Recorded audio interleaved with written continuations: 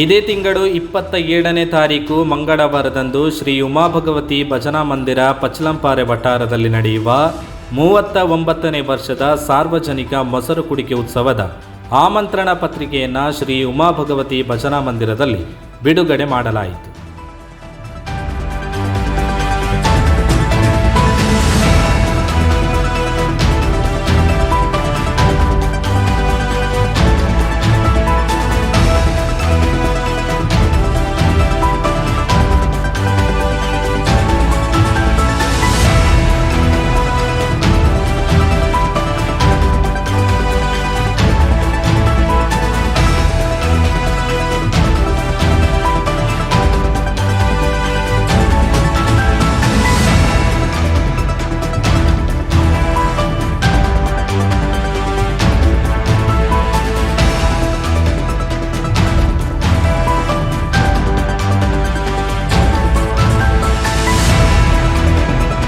ಧ್ವನಿ ಮೀಡಿಯಾ, ನಿಮ್ಮ ಧ್ವನಿಗೆ ನಮ್ಮ ಧ್ವನಿ.